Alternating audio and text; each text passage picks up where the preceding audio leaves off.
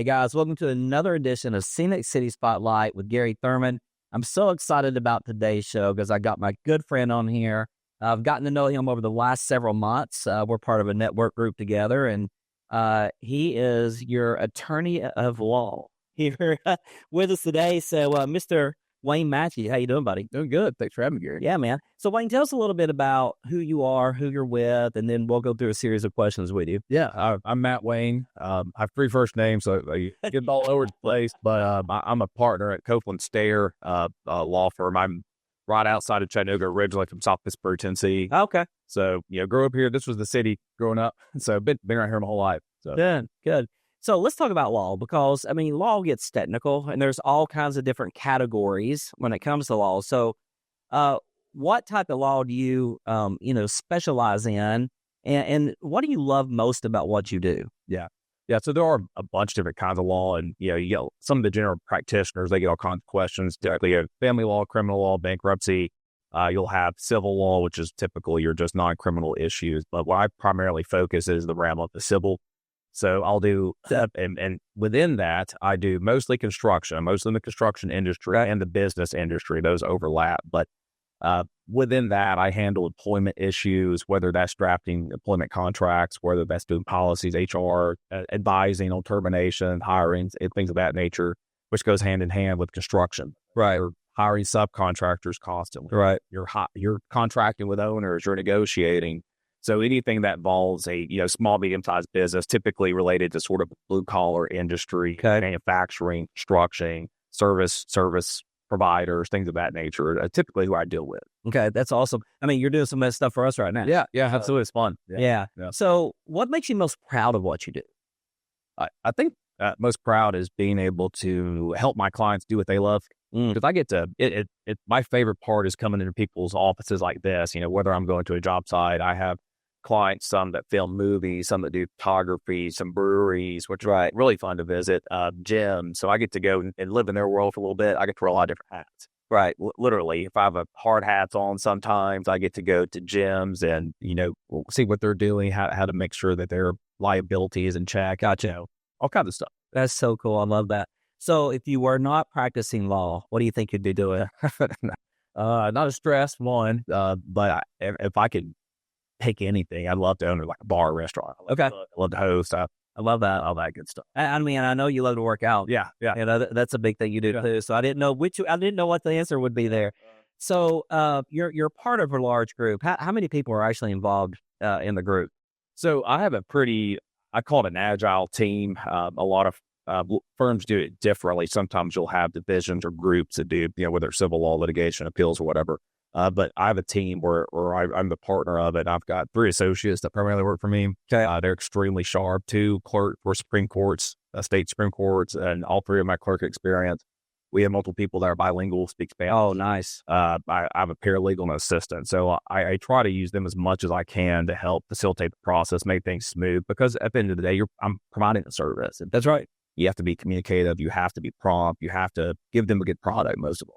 So what inspired you or who inspired you to get into law and to take this avenue?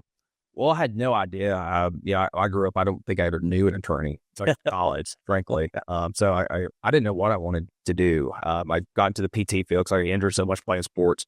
And science, math, not my thing. So I got to meet, he's a judge now, is Judge Greenholtz, and I had him in UTC. And I just kind of followed some of his classes, and I go to meet an advisor one day. They said, "You're pre-law." Okay. Did everything about it. So ended up taking the LSAT. They loved it. That's so cool. I like to complicate. I love to, I've always been a huge reader. That was instilled in me at a very early age. My grandmother I grew up with, lived with, she made me read every night. I love it. So I still get to do these real life sort of puzzle pieces and complex help people out. That's what I like about it. Yeah. So it sounds like your grandmother had a little influence on you as well. Yes. Yeah, absolutely. Yeah. And so did you graduate from UTC? Yes, I graduated from UTC and then went to Knoxville, Tennessee College of Law. Okay, so that's where you got your law degree from. So was there anybody, let's say, in Knoxville? Was there any one professor or anybody who taught you most of your skills, or you see that as a well-rounded at UTC and at UTK? Yeah, I certainly So I think at UTK, they have one of the longest running clinic programs in the nation. So that means you can actually learn how to be a lawyer at school rather than just having to be able to take tests. That's actually applicable. But the former dean there, Doug Blaze, he was a huge help to me. Joy Radice ran the clinic. She was great. Joan Hemingway, there's some professors up there that I still keep in touch with. Yes, sir. And, it was a great experience. That's really cool.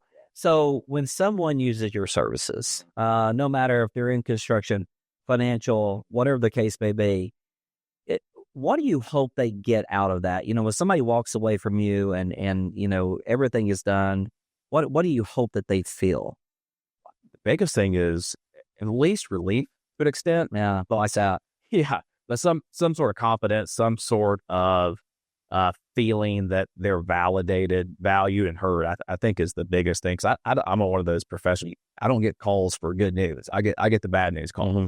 So my job, a lot of it is crisis management and to say, hey, there's a clear path here. Here are your options. And just even people knowing that there are options is typically a huge relief for them. But when I'm talking to people, I can feel the blood pressure helping, which is huge. I love helping people and talking to people and getting to know people. It reminds me of the conversation we had with myself and you and Rhonda because, we were saying, well, we're going to do this, this, and this. And you were like, why? Yeah. Why are you going to do this? I mean, here's the advice I would give you. So it was a learning curve for us, but we got that sense of relief. After we had that conversation, I went, all right, he's my guy. Yeah. So I love that. So here's a question. We're in the Guardian Investment Advisor studio. So we do money every day. What's the best financial advice you've ever been given? I think it goes back to my grandmother growing up, but if you can't grow a garden if you eat all your seeds.